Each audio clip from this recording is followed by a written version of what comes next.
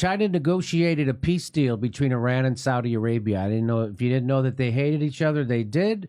And there's a proxy war happening in Yemen between them. Now, this is a huge deal. Why is this a huge deal? Because, first of all, that Saudi Arabia and Iran are getting along together. Last time they were getting close to having diplomatic relations, Trump killed that General Soleimani, which then put a kibosh on peace talks, right? Because Israel doesn't want this. And that's why Trump did that, because Trump was a puppet of Israel. And so that's why he did that. The United States doesn't bring peace to the Middle East. The United States brings fire and destruction and mayhem and murder and torture.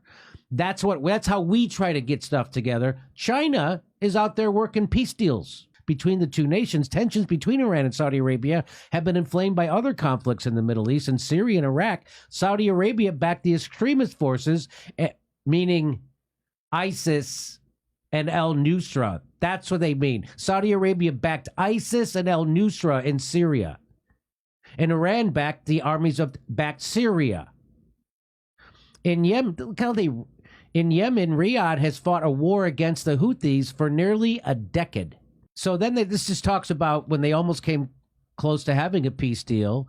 And then that General Soleimani arrived in Baghdad airport January 3rd, 2020, with a diplomatic message for Saudi Arabia when he was killed by American drone strike ordered by President Donald Trump. That's why he at the behest of Israel. They wanted to kill him forever. Because he was going to make peace. That's exactly what they would do to Zelensky if he made peace. They would kill him. Wow. So some people disagree, of course, but this is a great thing, and it's bad for America because China's got a lot more influence now in the Middle East because of this. Recall how the United States assassinated Soleimani while he was on his way to peace talks with Saudi Arabia. With Netanyahu and Pompeo as the main lobbyists for that lethal strike, Israel seems to have just lost its main coalition partner in the regional war it planned against Iran.